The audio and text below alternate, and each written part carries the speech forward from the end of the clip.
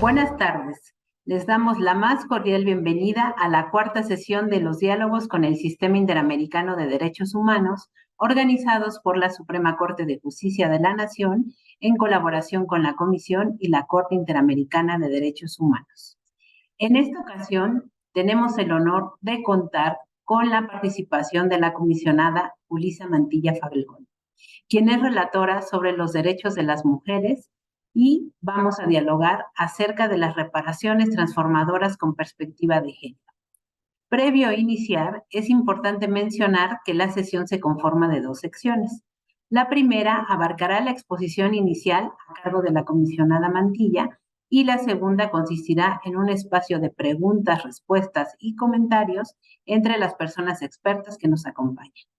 Para iniciar, vamos a presentar a la comisionada Mantilla, quien es abogada peruana, experta en derechos humanos, graduada en la Pontificia Universidad Católica del Perú y cuenta con un diplomado en género por esa misma universidad.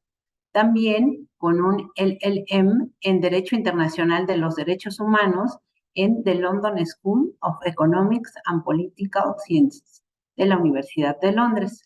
Trabajó en la Defensoría del Pueblo del Perú y fue la encargada de la línea de género de la Comisión de la Verdad y Reconciliación de dicho país. Fue asesor internacional en justicia transicional por ONU Mujeres. También es docente por el Departamento de Derecho y de la Maestría de Derechos Humanos de la Pontificia Universidad Católica del Perú, así como la Academia de Derechos Humanos y Derecho Internacional Humanitario del Washington College of Law de American University, además de ser conferencista internacional y autora de diversas publicaciones. Bienvenida, comisionada Mantilla, es un gusto tenerla en este espacio. Y para comenzar con la temática que nos convoca, me gustaría iniciar con el diálogo.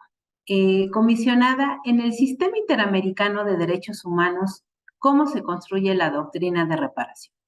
Bueno, muy buenas tardes. En primer lugar, agradecer la invitación. Es un honor, un gusto estar aquí en este espacio virtual. Agradezco mucho por la invitación a la Suprema Corte, pero además por todas las personas que se están conectando ahora para este diálogo que me parece de tanta utilidad.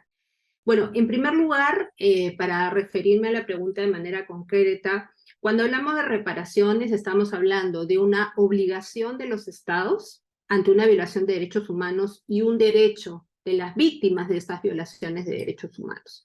Y esto que viene desde el inicio mismo del derecho internacional, tiene tanto sus referentes en Naciones Unidas como en el sistema interamericano.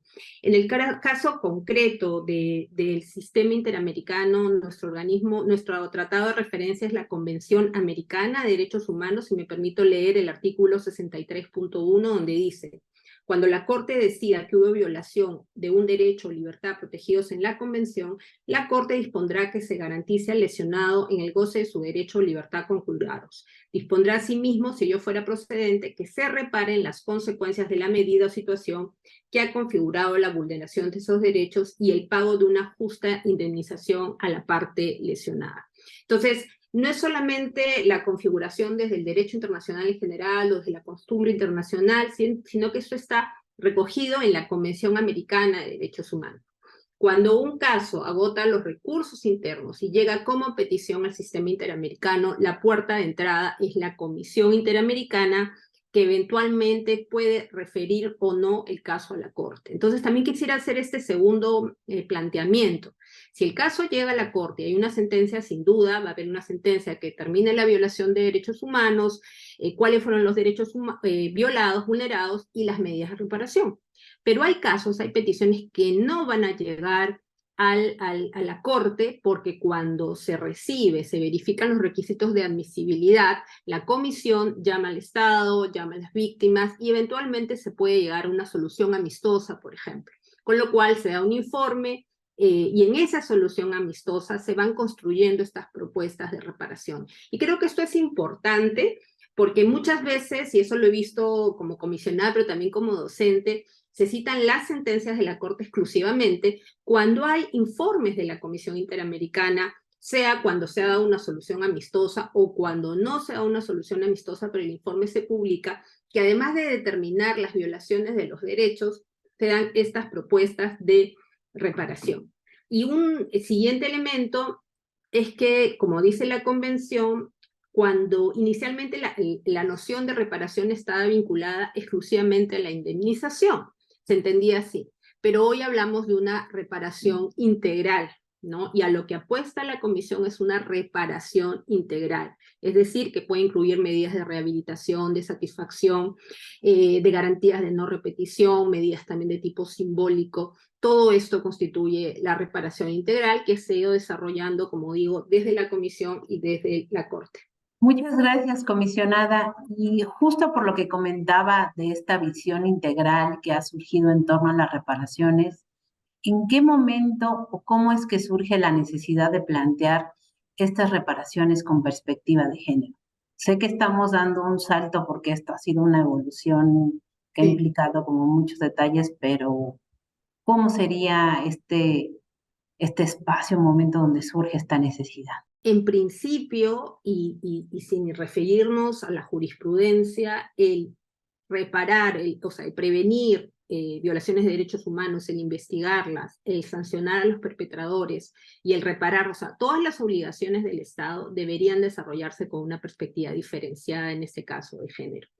Pero como sabemos, y yo siempre recomiendo los trabajos desde el feminismo jurídico, hay bastantes aportes que analizan desde McKinnon, desde Aldafacio, cómo el derecho internacional de los derechos humanos, el derecho en general y el derecho internacional de los derechos humanos no se escapa de esto, fue pensado desde un modelo aparentemente neutral. Y cuando digo aparentemente neutral, es que tenía un modelo de fondo androcéntrico, ¿no? La referencia de las medidas de reparación o de cuando había una violación de derechos humanos estaba pensado para un sujeto masculino y determinada clase, no estaba pensado con una visión diferenciada y mucho menos con las mujeres. Entonces, yo por eso digo que la obligación de reparar con un enfoque diferenciado está desde el inicio, ¿no? ¿Por qué? Porque el principio de no discriminación que guía el derecho internacional establece y justifica y explica por qué tiene que haber una visión diferenciada en todas las obligaciones del Estado, incluida la reparación. Pero ahora bien,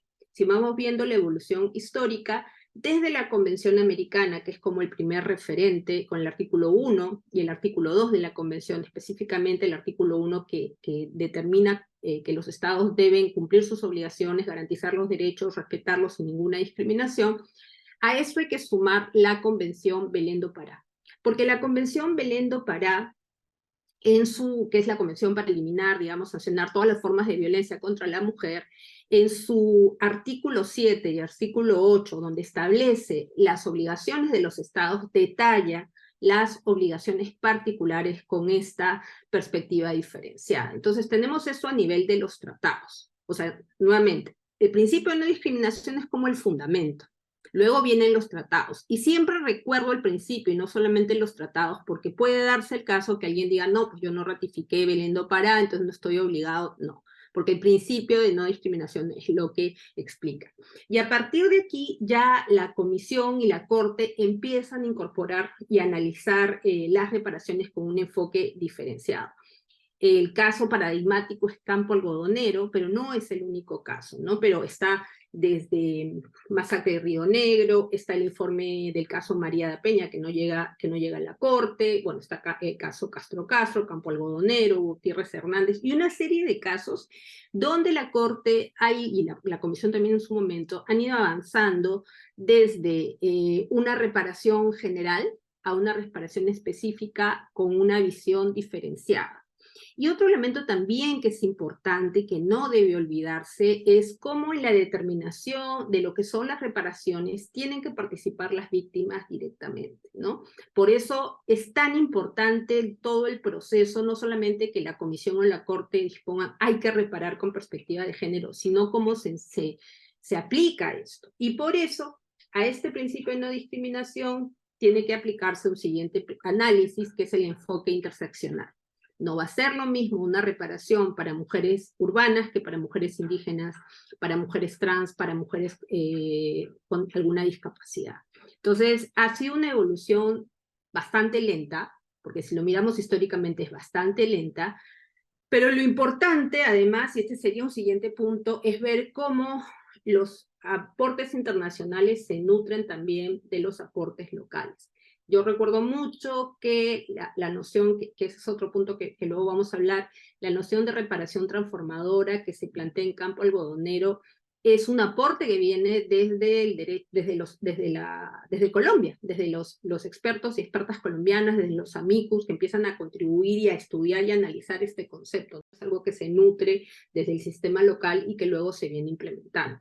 Entonces, yo diría que además de todo esto internacional, para no tener esa distancia tan grande, hay que ver los esfuerzos locales que se están dando en los procesos actuales, ¿no? Incluido México también. Muchas gracias, comisionada. Y justo escuchando esta última parte, aunque pareciera muy obvio, ¿qué es lo que otorga el carácter transformador a estas reparaciones decretadas cuando se trata de casos que involucran violencia o discriminación de género? En este punto, dos alcances, ¿no? Cuando a partir del campo algodonero se empieza a hablar de esta reparación transformadora, lo cual es muy importante, pero yo siempre digo que no es lo mismo, o sea, no es un sinónimo reparación transformadora y reparación con enfoque de género. Yo le he puesto la reparación transformadora y con enfoque de género. ¿Y de dónde surge esto? ¿No? La primera aproximación a la reparación era un enfoque restitutivo, volver las cosas al estado anterior. Pero muchas veces, si tú estás en una situación previa de desigualdad, discriminación y violencia, que te regresen a esa situación realmente no significa, ni construye ciudadanía, ni implica respeto de los derechos de las personas. Por eso las reparaciones tienen que ser transformadoras, con vocación transformadora, de manera que pueda construir, transformar esa situación previa de discriminación en la que te encontrabas. Y también por eso digo que no es lo mismo, no es un sinónimo, sino que esta reparación transformadora debe tener un enfoque de género para ver la situación particular de las víctimas. Un ejemplo que yo siempre uso, y quien me conoce antes sabe que siempre lo repito, es el tema de la violación producto, mejor dicho, del embarazo producto de una violación sexual. Entonces, si yo soy una mujer que no quería ser madre, que no tenía en mis planes ser madre, soy violada y resulto embarazada producto de esa violación, ¿cómo restituyo las cosas al estado anterior?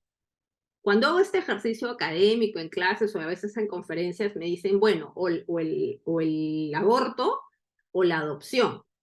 Pero realmente una mujer que no quiso estar embarazada, no estoy hablando que no quiso dar a luz, sino que nunca quiso por el embarazo, pasar por el embarazo, no hay forma que se le restituya ese estado anterior. ¿Y por qué es tan difícil hablar de estos temas y por qué no encontramos como una respuesta? Porque con todo respeto les pueden hacer estas preguntas a los expertos y expertas del mundo mundial de reparaciones y no van a tener una sola respuesta. Parte de que no se pensó al momento de diseñar los programas de reparaciones en esta visión diferenciada, ¿no? Lo que está pasando ahora en Colombia, y veo a Fernanda y otras colegas, el tema de la violencia reproductiva, que es algo que pasó siempre en los conflictos armados y que a partir del caso colombiano, el trabajo de las organizaciones se recoge en el informe de la Comisión de la Verdad y ahora va a ser investigado por la Jurisdicción Especial para la Paz. Entonces, no se pensó nunca en la violencia reproductiva ni como una violación de derechos humanos y menos cuáles serían las formas de reparación. Por eso digo, una reparación con enfoque transformador me parece estupendo, pero a eso hay que añadirle un enfoque diferenciado, un enfoque de género. Gracias. Es muy importante esta clarificación que nos hace porque muchas veces se piensa o se maneja como en la narrativa como si fueran sinónimos o en automático.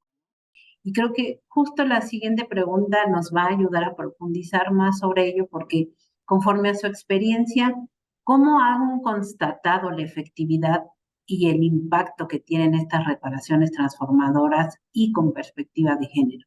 Ahí, desde el rol fundamental de la comisión, ¿no? Porque la Corte tiene sus audiencias de supervisión de cumplimiento de los casos, pero el caso concreto de la comisión, primero tenemos un observatorio de impacto recientemente creado precisamente para medir el impacto de las decisiones de la comisión, incluidas las reparaciones, y en ese observatorio de impacto, que es parte, que trabaja de la mano con una sección de seguimiento, se evalúan tanto lo que se dio en su momento, las recomendaciones que se dieron, como cómo se están implementando. Entonces, en el caso, por ejemplo, de Marta Lucía Álvarez contra Colombia, que es un caso en el cual una mujer lesbiana no se le autorizan las visitas, luego este caso llega a la comisión, no llega a la Corte, pero por ejemplo, lo que se logró fueron los reglamentos de los establecimientos penitenciarios para asegurar el derecho a la visita íntima sin ningún tipo de discriminación. Entonces, fíjate que no es que llegó a la Corte, llega a un caso previo, o sea, una solución amistosa, y luego se dan este impacto, esta transformación.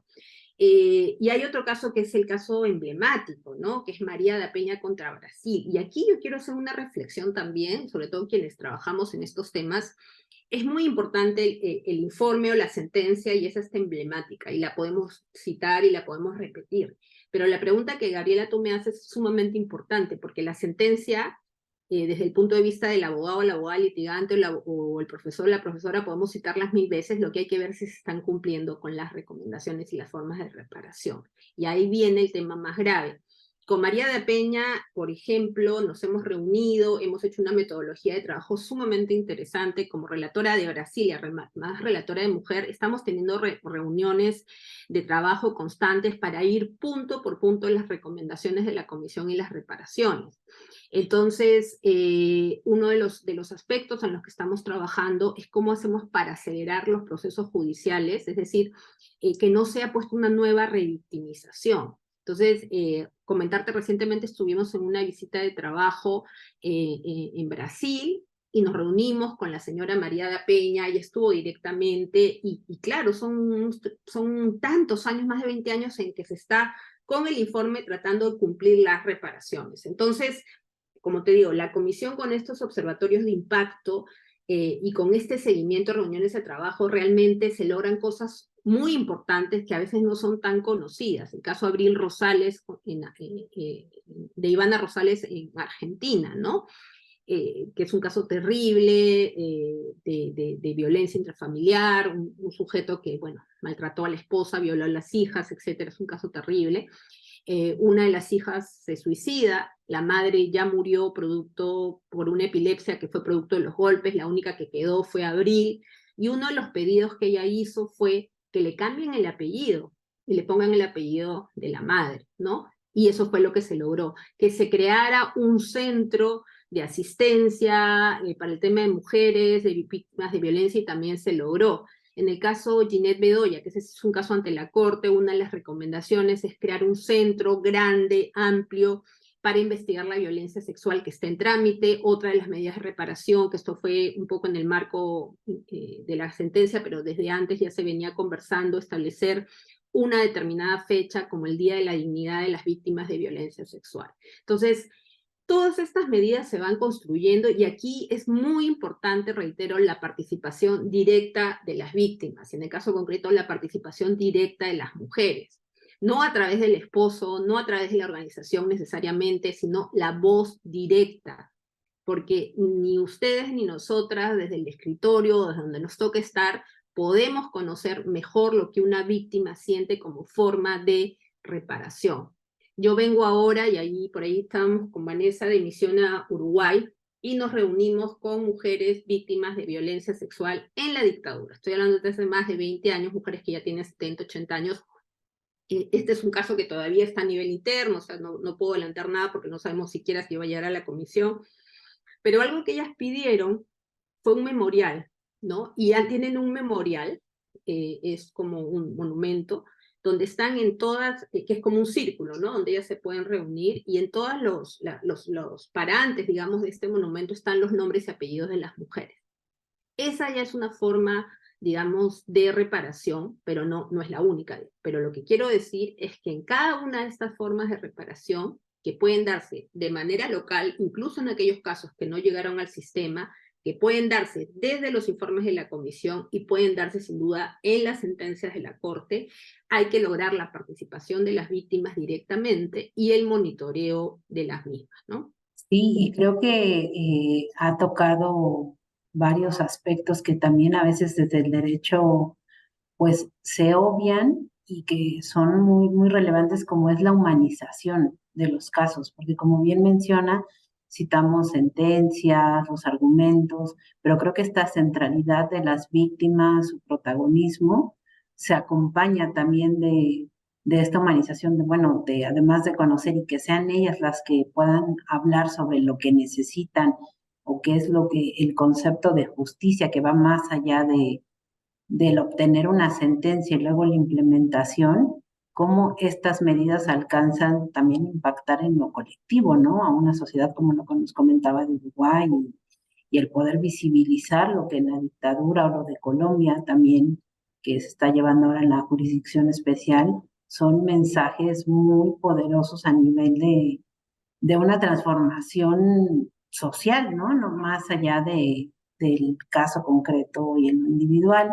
Y justo ya como para ir cerrando esta primera parte, en este monitoreo que hace la Comisión Interamericana de Derechos Humanos, pues has mencionado como muchos retos que se identifican para la aplicación de estas reparaciones, tanto en las Américas, pero me imagino que también en otras latitudes, ¿no? Entonces, ¿podrías comentarnos un poco más sobre estos retos y también qué tipos de criterios se han utilizado para decretar estas reparaciones?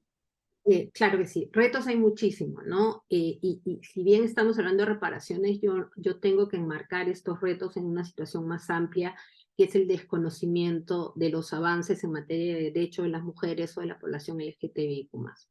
Entonces, más allá de que actualmente en la región, si empezamos a ver casos comparados, se está cuestionando incluso las funciones o la capacidad de la Comisión de construir estándares o de la Corte, que es algo que se está dando en general, esto cobra mayor gravedad en el caso de los derechos de las mujeres y de la población LGTBIQ+. La Comisión construye, digamos, estas reparaciones con las víctimas en las reuniones de trabajo, se establecen una serie de reuniones y ahí es donde plantean los memoriales, digamos, las visitas, las reuniones, etcétera, ¿no? Todo esto se va construyendo y se va monitoreando. Pero ¿cuál es el problema? El problema es, en primer lugar, cuando los estados creen que es una obligación de gobierno y no una obligación de Estado. Entonces hay un tema fundamental en el derecho internacional, el principio de continuidad. Tú puedes cambiar de gobierno, pero el Estado tiene que mantener sus obligaciones, número uno. Número dos, y esto aprovecho para plantearlo, con extrema preocupación como comisionada y relatora de derechos de las mujeres, los retrocesos que se pretenden dar, que ya se están planteando a nivel de reconocimiento del enfoque de género, del tema de la igualdad, del tema de la participación de las mujeres y población LGTBIQ+. Y un tercer elemento que para mí es un desafío grande es cuando se ve todo como compartimientos estancos. ¿Qué quiero decir? Por aquí vamos con el derecho sexual, salud sexual y reproductivo, por aquí vamos con la participación política, por allá vamos con la violencia de género, cuando en realidad todo está relacionado. Vivimos en un momento, como sabemos, en donde la región está presentando muchísimos desafíos en materia de democracia. Yo recientemente estuve, no hace tanto, en Bogotá, para hablar en este evento de la alcaldía, y yo planteaba algo que voy a repetir ahora, ¿no? Creo que un gran desafío es que hemos construido y medido la noción de democracia dejando de lado lo que le pasa a las mujeres. Es decir, sociedades en las cuales está penalizado absolutamente el aborto son sociedades en las cuales las mujeres no tienen, y las mujeres y las niñas no tienen posibilidad de tener autonomía. Son países en los cuales las mujeres, y además mujeres pobres de determinado ámbito rural, con poco alcance a la justicia y demás, están falleciendo constantemente. Y yo nunca establezco un compartimiento estanco. Bueno, ahora estamos hablando de reparaciones o todavía hablamos de eso. No, todo tiene que ver. Si no tenemos mujeres que puedan tener autonomía en su salud sexual y reproductiva, no tenemos mujeres además que tengan, que vivan en sociedades en las cuales los roles de cuidado estén de mejor manera diferenciados, que tengan una carga de trabajo interno. Entonces hay una continuidad, digamos, en estas vulneraciones de derecho, y hay una continuidad también a nivel de las edades. Yo fui relatora de las personas mayores y siempre repito lo mismo: la mujer mayor de hoy es la niña que nunca pudo denunciar, la mujer mayor de hoy que tiene 70, 80 años y que no tiene pensión, que no tiene CTS, que no tiene absolutamente nada, es la abuela, la madre, la hija que tuvo que estar cuidando toda su vida. Entonces, ¿cuál es el mayor desafío para cumplir las reparaciones? Ni siquiera construirlas, ojo, ni siquiera que el Estado diga las voy a cumplir, es que se entienda que deben darse con un enfoque diferenciado. Por la experiencia en la comisión, pero desde antes a mí me ha tocado trabajar, pues, dar capacitaciones jueces, fiscales, funcionarios y funcionarias administrativas que no saben cómo hacerlo. Entonces la Corte viene y dice, hay que dar reparación o justicia con enfoque de género, y no tienen idea, porque no se nos forma en esa línea. Ahora, como tampoco quiero tener pues todo tan negativo, creo que también hay muchísimo que ahora se va haciendo, ¿no? El trabajo de las organizaciones, el propio hecho que la Corte tenga ahora 3 mujeres juezas, la comisión ha tenido una junta de mujeres, ahora viene una nueva composición en la cual hay que seguir apostándole por el tema de la igualdad, y además, y también lo quiero decir como académica, el conocer, que esa es una preocupación, pero que no debería ser tan preocupante para quienes conocemos el derecho, que por ejemplo en algunos ámbitos académicos se está priorizando la interpretación literal de la Convención Americana como la única interpretación y la única importante y la que debe primar. ¿Qué quiero decir? Si no está escrito en la Convención, pareciera que no es un derecho. Y eso es gravísimo. Ese es un desafío gravísimo, porque cuando la propia convención le da a la Corte la facultad de interpretar, y en sus opiniones consultivas la Corte dice, por ejemplo, que la identidad de género es una categoría que debe protegerse y no se debe discriminar a las personas por su identidad de género, porque hay un derecho a la identidad de género, o en el caso Vicky Hernández dice que Belén do Pará se debe aplicar a las mujeres trans, la resistencia que se está dando desde varios sectores de la sociedad civil y también de la academia, por eso es lo que más me preocupa, es que no, pues como no está escrito en la convención, eso no se debe aplicar, la Corte no puede interpretar, y yo siempre digo, y por eso como esto va a quedar y lo vamos a poder repetir y va a quedar grabado, el derecho a la verdad no está escrito en la Convención Americana, y sin embargo se reconoce. Cuando se dio la Convención Americana no había Internet, nada de Internet, no había inteligencia artificial y tal, y ahora hablamos del derecho al Internet y tal, y el acceso a la información y tal. Entonces, para mí ese es un desafío grande, lo digo además como comisionada, es un desafío que yo estoy asumiendo directamente en los debates académicos y jurídicos para explicar también cuáles son las formas de interpretación. Podemos seguir dando reparaciones, y me parece que es importante, pero el problema es que se esté atacando al sistema de esta manera, ¿no? Que ese para mí es una gran preocupación, y donde yo creo que la academia y la sociedad civil tienen un rol muy importante. Ha sido una exposición muy enriquecedora, comisionada, le damos las gracias y para continuar y construir este diálogo vamos a dar paso a la siguiente sección que es de preguntas y de intervenciones con nuestro público experto, con nuestras expertas y expertos aquí presentes. Y para ello les voy a pedir que por favor levanten la mano, la manita virtual, para que podamos dar la palabra. Si le parece, podemos responder cada una de las preguntas y si vemos que son varias, podemos hacer un grupo de 3. En primer lugar, me gustaría darle la palabra a María Fernanda Telles Girón García. Ella es parte del programa de Género, Derechos Humanos de la London School. Por favor, María Fernanda. Hola, buenas tardes a todas y todos. Y primero, agradecer mucho a la Suprema Corte de Justicia de la Nación y a la Comisión Interamericana de Derechos Humanos por organizar este tipo de espacios de reflexiones con personas que trabajan en el sistema y que día a día están viendo las problemáticas de la región. Y también a usted, comisionada Mantilla, por toda su expertise y este diálogo que usted está propiciando entre todas, todos y todes. En ese sentido, escuchando un poco sus reflexiones de la evolución de las reparaciones como derecho y como obligación, y cómo se hizo esta transformación un poco entre este carácter de integral transformador a ser una reparación integral con un carácter diferenciado. Un poco mi primera acotación o pregunta sería, entonces, en el estado en el que estamos ahora, en el sistema interamericano y en el derecho internacional de los derechos humanos, que también ha sido retomado por el Comité CEDAW y la relatora de causas y consecuencias de violencia contra la mujer, diríamos que estamos en una etapa de concebir a las reparaciones con una vocación más hacia un enfoque diferenciado. Y mi segunda pregunta sería, entonces, también entiendo que la Comisión Interamericana tiene muchísimas herramientas como los informes temáticos, sobre todo hay una guía de buenas prácticas que salió en 2021 de eliminación de violencia y discriminación por razón de género, y ahí hay muchos como acotaciones para cómo se deberían de realizar o interpretar estas reparaciones. Entonces, mi segunda pregunta sería un poco, más allá de de que se entienda desde los estados el tema de las reparaciones, ¿usted cómo considera que podría ser mucho más efectivo que se conciban antes justamente de llegar a una sentencia condenatoria o un informe de fondo ante el sistema interamericano?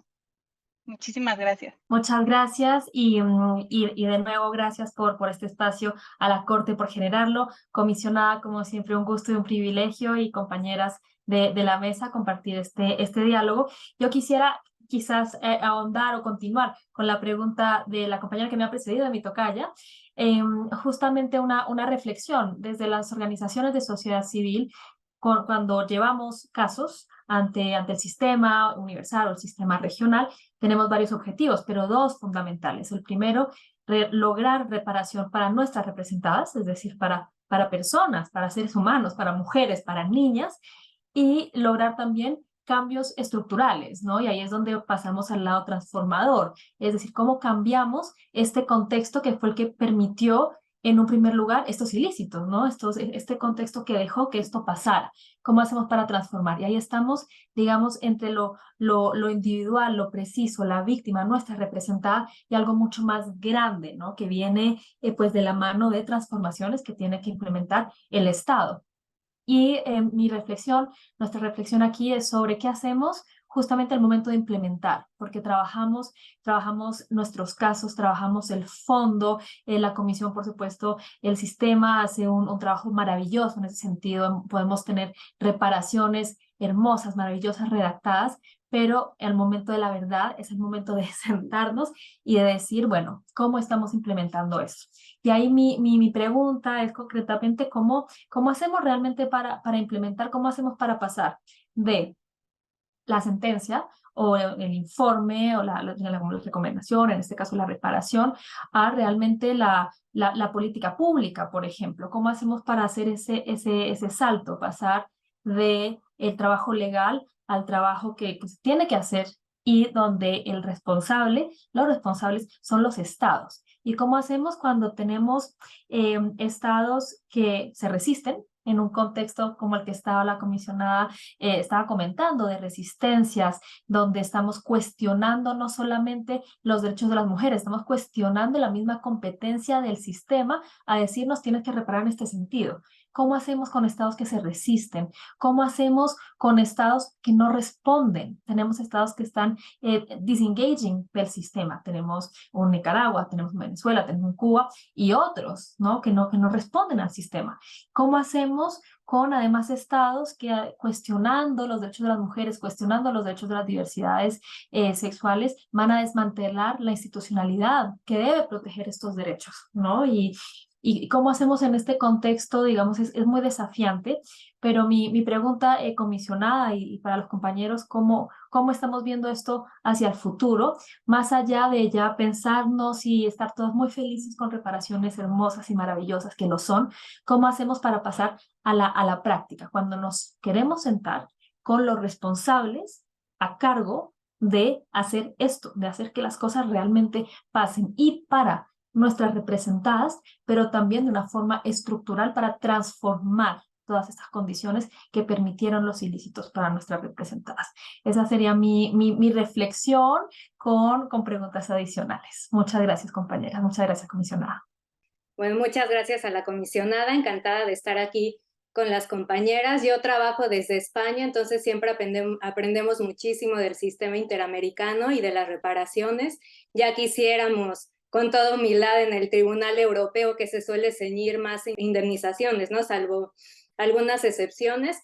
A mí me gustaría hacer dos preguntas. La primera sería sobre lo simbólico, sobre cómo considera la comisionada o qué papel puede tener lo simbólico en las reparaciones transformadoras con perspectiva de género interseccional, porque me parece que muchas veces se piensa en lo simbólico exclusivamente como el acto de reconocimiento de responsabilidad, ¿no? Por ejemplo, pero puede haber otras medidas como desde entregar una indemnización, ¿no? Se puede hacer de forma simbólica, o puede haber, ¿no?, otras situaciones que si nos puede comentar sobre eso. Y también sobre el enfoque interseccional, me interesa mucho ver cómo se ha ido incorporando al sistema interamericano Conozco algunos informes, investigaciones, por ejemplo, el de Canadá, que es muy relevante el análisis con perspectiva de género e interseccionalidad que hace y la importancia que tiene, ¿no? Porque no para todas las víctimas, lo que para una puede ser reparador, no puede serlo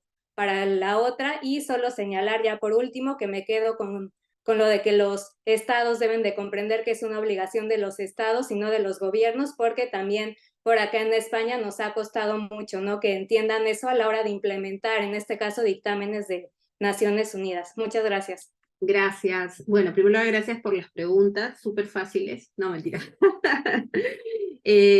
Bueno, voy a empezar por las primeras. Fernanda, que eres de LSI de mi universidad, así que qué gusto. Bueno, y las uno a la de Fernanda Vanegas también, ¿no?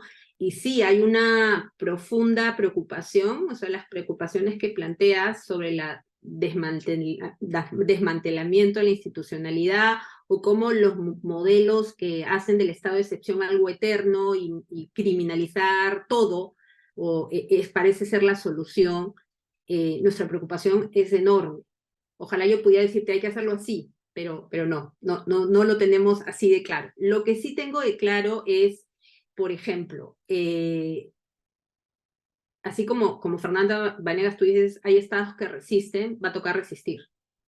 Y resistir desde sociedad civil, como también desde los organismos internacionales, es también conocer, que yo sé que el centro lo conoce, pero no todas las organizaciones conocen, incluyo a las organizaciones de derechos humanos, no todas conocen lo que significa el sistema interamericano para la situación de las mujeres. No todo el mundo lo conoce, número uno. Número dos, efectivamente, como decía Fernanda Telles, ¿qué sería más efectivo antes de llegar a la sentencia, ¿no? Y por eso yo recordaba, y puedo compartir acá mi experiencia con mi comisionada, las reuniones de trabajo que hemos tenido, por ejemplo, para el caso Argentina, yo soy relatora para Argentina, han sido constantes, han sido permanentes, tenemos un equipo en la comisión, yo estoy acá hablando con ustedes, pero hay un equipo ahí que es 24/7, y han sido de tal manera que puedan entenderse las posibilidades y los cronogramas en los cuales los estados pueden cumplir. O sea, el caso de Argentina lo puedo mencionar, considero que es un caso en el cual hemos avanzado mucho, con muchos casos previos que estaban como atorados y no avanzaban, ¿no? Entonces ahí la comisión lo que ha hecho es tener muchas más reuniones de trabajo con las víctimas, con el Estado, para tratar de avanzar en soluciones amistosas, ¿no? Eso por un lado. Entonces, antes de llegar ante el proceso y ante la sentencia, esto tarda muchísimo también, eso tarda muchísimos años. La comisión, ahora también aprovecho para comentar, estamos en todo un proceso de la Secretaría de Peticiones y Casos para establecer criterios de priorización. Tenemos ciertos criterios, ¿no? Pero queremos hacerlo de una manera mucho más efectiva. Entonces, lo primero yo creo es la conversación directa con las víctimas, las reuniones de trabajo previas donde se puedan ir planteando lo que yo hablo de mi experiencia como comisionada, porque no puedo generalizar a todos los comisionados. Lo que yo hago en una reunión de trabajo es siempre preguntarle a la víctima cómo se siente ella, ¿no? Y creo que ahí las abogadas que representan lo saben clarísimo. Cómo se siente, qué es lo que siente. Y ahí viene el otro elemento que decías sobre el tema de las políticas públicas. Evidentemente un caso es individual, es para esta víctima, pero eso tiene impacto. Entonces, en los casos en los cuales se modifican los reglamentos y protocolos de la visita íntima en Colombia, beneficia a un colectivo. Entonces, creo que eso es sumamente importante también. Ahora, puedes tener gobiernos, estados que se resistan totalmente a cumplir con las reparaciones, lo hacen con la Corte, lo hacen con la Comisión. Ahí yo creo que hay herramientas desde la sociedad civil, pero también desde la academia. Y aquí les doy la primicia. Bueno, yo termino mi mandato en diciembre. Yo soy parte de una red, la red ALAS, la red de profesoras de académicas de América Latina, que trabajamos con enfoque de género, y vamos a iniciar una serie de conversatorios, Perú, Argentina, y Colombia, y México también, sobre cuál puede ser el rol de la academia frente al sistema interamericano. Entonces, ahí también creo que la academia no puede ponerse solamente para leer la sentencia y dictarla, o escribir sobre el sistema, sino también plantear estos puntos, ¿no? Creo que la academia es un área de la sociedad y del mundo que no está tan involucrada necesariamente en el sistema interamericano. Ojo, podríamos mirar las facultades de Derecho. Entonces, la Comisión y la Corte no tenemos pues la policía internacional para ir a exigirle al Estado que cumpla, pero sí hay otras maneras. Como les digo, la participación directa de las víctimas, la participación de la academia, y si se desmantela la institucionalidad, que es un riesgo que puede pasar, que ha venido pasando, hablo del caso de Nicaragua, ¿no? Que es una preocupación enorme para la Comisión Interamericana. La Comisión tiene otros mecanismos que también hay que conocerlos. Muchas veces hablamos de las peticiones y casos, o de los informes de país o los informes temáticos, que adelanto que vamos a tener un informe sobre reparaciones y género. Pero tenemos las medidas cautelares. La Comisión le ha dado medidas cautelares a mujeres que han sido víctimas de tentativa de feminicidio, algo que no se daba antes. Entonces están las medidas cautelares, están los GIEIs, que son los grupos de expertos que se crearon para el caso de las masacres en Bolivia, que se crearon grupos de seguimiento para el caso de las protestas en Colombia o en Chile. ¿Por qué no apostarle? Esto lo digo como una idea porque no lo he conversado con el Pleno y mañana me desautorizan, pero es una idea. ¿Por qué no plantear las necesidades de GIEIs exclusivamente para temas de violencia de género? ¿Los estados pueden resistir? Sí, pero ¿por qué no lo planteamos? ¿No? ¿Por qué no lo planteamos? Y sobre el tema, vinculado a eso, el tema de la reparación simbólica son fundamentales, ¿no? Son fundamentales. Y esto pasa de la experiencia con las víctimas, quienes litigan lo saben muy bien, ¿no? Hay casos judiciales que duran y duran y duran, pero las víctimas persisten porque el solo hecho de estar en un ámbito judicial, de llegar a una audiencia ante la Comisión Interamericana o ante la Corte, ya es de por sí reparador. Muchas veces las víctimas quieren un pedido de perdón donde se reconozca que no fue su responsabilidad. El caso Atenco, que ustedes conocen, es un caso sumamente importante porque la Corte permitió que 11 mujeres estuvieran en Costa Rica hablando. Yo tuve la ocasión, el privilegio de ser perita, estuve ahí, como el solo hecho de narrar es una forma de sanación, de alguna manera, ¿no? Pero no puede quedar en la sentencia, sino que hay que seguir. Y en esa misma línea, en el caso de interseccionalidad, ahí yo recomiendo la sentencia González Yuy contra Ecuador, donde, que es muy conocida, de esta niña que sufre una transfusión de sangre, se le contagia el VIH, y la Corte dice, la interseccionalidad no es una suma de factores, sino cómo a partir de esos factores se debe entender el caso diferenciado. Lo hace también para el caso de Ginette Bedoya, que es periodista, Valentina Rosento Gandú, Inés Fernández, que son mujeres indígenas. Entonces se trata de esa mirada diferenciada. Y antes de ir a las siguientes preguntas, y sobre todo a Fernanda, que también ha trabajado en la comisión, Fernanda Banegas, que conozco hace tanto tiempo y quiero mucho también, es una época muy dura la que estamos viviendo. Pero el sistema surge precisamente en una época muy dura, en la época de las dictaduras del Cono Sur. Se están conmemorando 50 años del golpe de Estado de Chile, ¿no? Y eso permite otra dimensión importantísima, que es el tema de la memoria. Yo también soy relatora de memoria, verdad, justicia. El tema de la memoria es fundamental conocer lo que está pasando y conocer todo lo que costó para llegar ahora, ¿no? Entonces tenemos un trabajo, y yo por eso digo, ahora yo soy comisionada, luego yo termino, vendrán otras personas, pero la comisión, la Corte se tiene que articular también con sociedad civil y academia. Gracias, comisionada. Vamos a recoger la última ronda de preguntas. Les ofrezco una disculpa porque nos quedan 10 minutos. Les pediría que por favor, si podemos hacer las preguntas puntualmente para favorecer el mayor número de participaciones.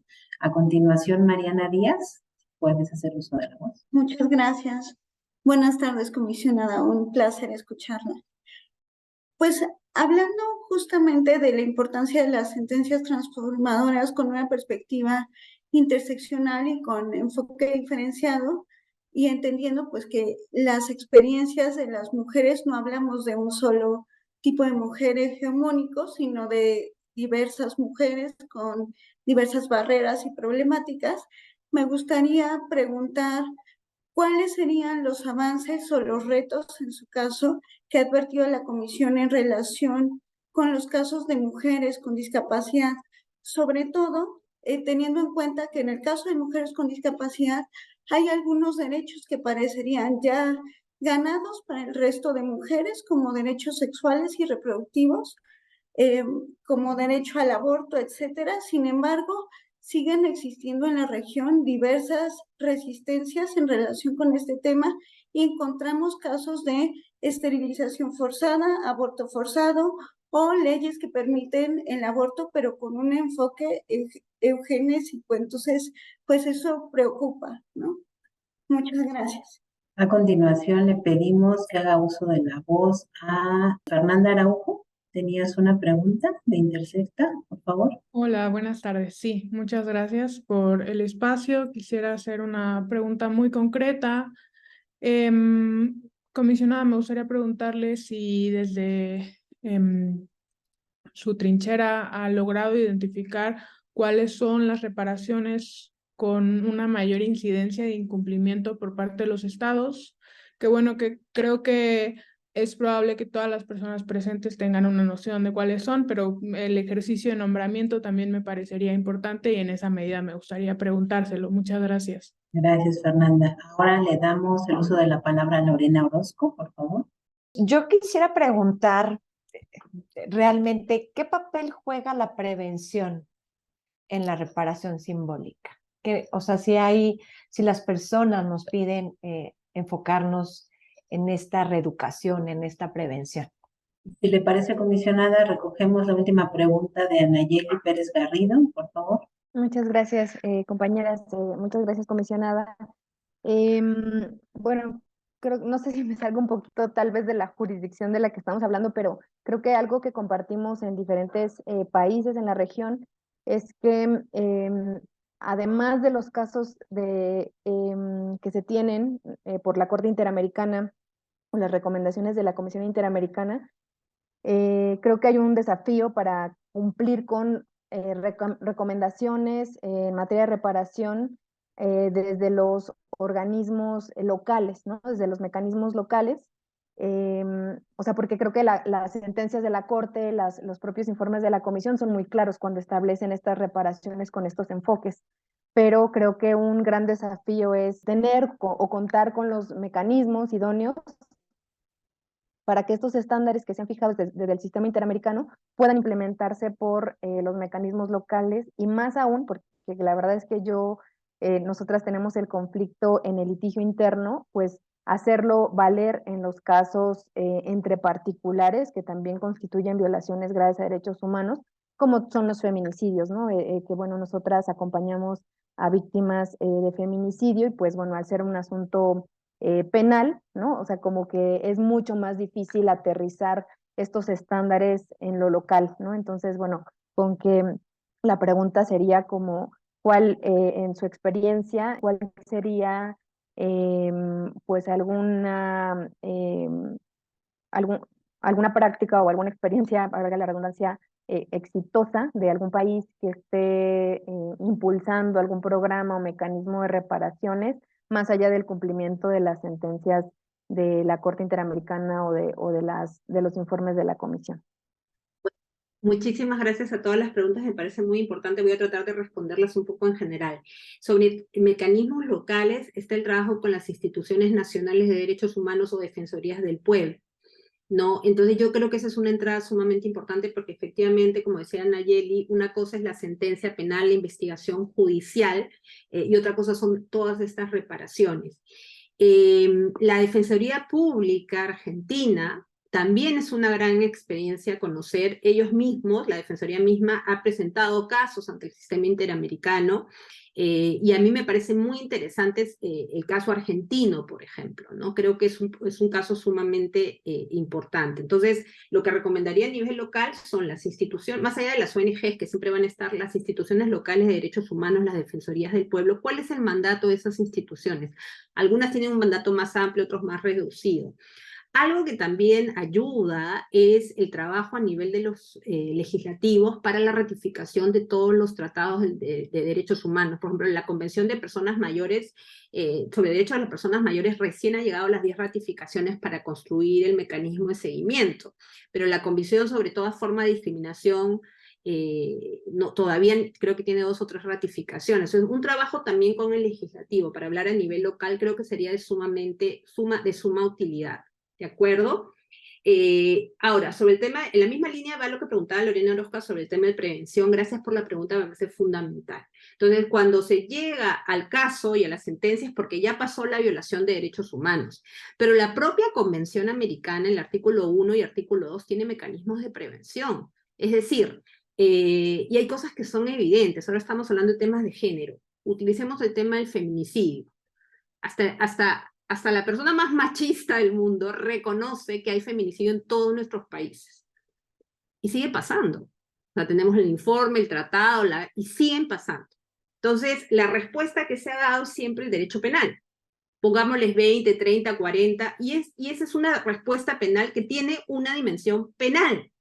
Pero, por ejemplo, el tema de acceso de las mujeres a la educación, ¿no? Y el tema de políticas de cuidado, que la Corte va a dar pronto una opinión consultiva sobre el tema, la redistribución de los roles de cuidado va a permitir que las mujeres puedan dedicarle menos tiempo al cuidado del hogar, porque estadísticamente está comprobado que las niñas dedican más tiempo al cuidado del hogar, van a poder estudiar más, van a poder tener mayor autonomía económica.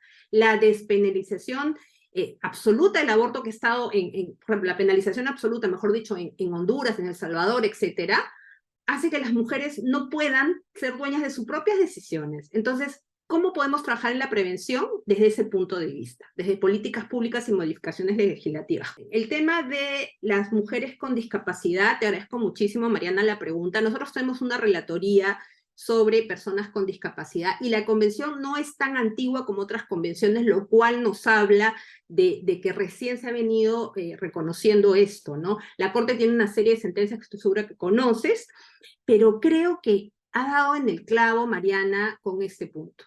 Por un lado, el tema de la esterilización forzada, la Corte ya tiene el caso IB contra Bolivia, el tema del consentimiento, pero también el tema del aborto, ¿no? Y aquí sí tengo que decir que se trata de la autonomía de las personas en general, incluyendo las mujeres con discapacidad, pero que tampoco puede utilizarse el tema de la protección a las personas con discapacidad para mantener la penalización absoluta, porque es un argumento que se está dando. Creo que las personas de todo tipo, incluyendo obviamente a las mujeres con discapacidad y a las niñas, tienen que tener su propia voz. Y ahí la comisión está abierta a escucharlos más allá de la relatoría particular. Pídanos audiencias.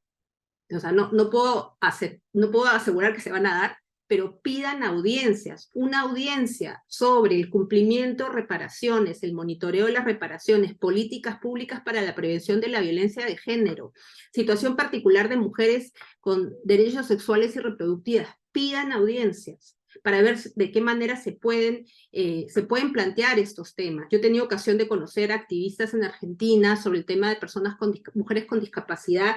Si ya es muy difícil el tema del acoso callejero, por ejemplo, para las mujeres, una mujer con discapacidad visual, que ni siquiera puede ser consciente, o sea, tiene que haber una protección diferente. Y otra cosa también importante, y gracias Mariana por plantearlo, es cómo en esas políticas públicas se ve como un costo adicional ciertos requerimientos particulares, ¿no? Y pensemos en la pandemia. Ya hace rato no hablamos de la pandemia, pero el tema de la pandemia también nos debe servir como una referencia de todo lo que estaba mal, de todo lo que no se hacía, ¿no? Recuerdo mucho el caso de las medidas en las cuales tenías que andar con mascarilla, y si tienes una discapacidad de algún tipo, ¿cómo podías enterarte de las medidas, por ejemplo, ¿no? Entonces, creo que hay muchísimo por hacer, y dentro un poco en el tema de la interseccionalidad. Y Fernanda, me habías preguntado algo más, Fernanda Araujo, que se me fue. Le había preguntado, comisionada, si ha logrado identificar cuáles son los tipos las más difíciles de cumplir, ¿no? Perdón. Bueno, te puedo decir cuáles son las más sencillas, y no es que sean fáciles. Las modificaciones normativas se pueden dar. El reinicio de investigaciones también. Incluso el pago de indemnizaciones. Las más complicadas son las que plantea Fernanda Vanegas, el tema de políticas públicas, ¿no? Y por ejemplo, y otra cosa, hay que distinguir entre doy la medida de reparación, capacitación, listo, ya tenemos la capacitación. ¿Sabes lo que es más difícil? Que esa capacitación sea efectiva. Es decir, vamos a hacer capacitación en género, entonces a todos los jueces les enseñamos Belén do Pará. pero capacitación real de transformación, eso es lo más complicado. Creo que esas son las más difíciles, Fernanda, ¿no? Todas las demás no es que sean fáciles, porque también tienes estados que dicen, bueno, mira, tengo un programa, etcétera. Pero esas son. El tema de la memoria, en algunos casos ha sido más sencillo. Pedidos de perdón, reconocimiento, eso ha sido un poco más, entre comillas, sencillo. Pero el tema de políticas públicas, de modificaciones reales, la Comisión siempre recomienda, o en lo general suele recomendar, formación o capacitación para funcionarios. Pero ya hace un tiempo, y me incluyo, soy una de esas comisionadas que dice un ratito, o sea, capacitación puede ser cualquier cosa. Tenemos que ver de qué manera esa capacitación incluye una primera estado de la cuestión, ¿no? Y esa capacitación en tema de estereotipos de género no puede ser solamente de te enseño Belén do Pará y te enseño Sedao, o te enseño María da Peña, o te enseño Campo Algodonero, no. ¿Cómo hago para identificar los sesgos estereotipos de género que yo tenía y que he venido aplicando en mis sentencias? Creo que todo está, hay mucho por hacer, y creo nuevamente agradecer este espacio, porque siempre digo, siempre me agradecen, comisionada, gracias por venir a hablar. No, yo siempre agradezco porque en realidad como que me hacen pensar mucho en cuáles son las posibilidades, y creo que ya aquí hay un networking, una red que podría seguir trabajando de diferentes maneras. Yo estoy a disposición siempre que ustedes quieran. Y lo último, porque sé que ya estamos contra el tiempo, es en Colombia decían, cuando yo trabajé en Colombia mucho tiempo, que quien trabaja en derechos humanos, pues hay que ser optimista, porque ¿qué más hacemos, no? Yo creo que va por ahí. O sea, hay que seguir, hay que resistir desde el espacio, desde la trinchera que nos toque. Hoy estoy en la comisión, otro día estaremos en otro lado, estás en la corte, estás en la sociedad civil, pero cuando tienes claro esto, hay que apostar también por hablar fuerte, en voz alta, y hay que apostar por el propio cuidado. Eso sí lo digo, quienes trabajan en derechos humanos y en temas de género, hay que establecer nuestras redes de cuidado único, propio, de protección, ¿no? Y de intercambio. Porque tenemos que seguir, porque para eso, a veces dicen, oye, pero tan difícil esto y vas a seguir esto. Pues sí, esta es mi vida, y sé que quienes se dedican a eso también lo es, así que nos vamos a seguir encontrando en el camino, estoy segura. Muchas gracias, comisionada, y a todas las expertas de sociedad civil, academia, de los diferentes sectores de la Suprema Corte que nos acompañaron el día de hoy. Con esto damos por terminado esta cuarta sesión de los diálogos con el Sistema Interamericano, que en esta ocasión la dedicamos a las reparaciones transformadoras y con perspectiva de género. Y a nombre de la Suprema Corte de Justicia de la Nación le doy las gracias nuevamente a la comisionada Julissa Mantilla Falcón por su participación. También quiero agradecer a todas las expertas y expertos que participaron en la construcción de este espacio, y queremos resaltar la generosidad para compartir su conocimiento y experiencia. Algo que dijo la comisionada, es muy relevante que podamos intercambiar, debatir y construir redes en estos temas, ¿no? Les invitamos, por otra parte, a que sigan pendientes de la próxima sesión de los diálogos con el Sistema Interamericano de Derechos Humanos, y que no dejen de seguirnos en las redes sociales de la Suprema Corte de Justicia de la Nación. Gracias y hasta la próxima. Muchas gracias. Hasta luego. Suprema Corte.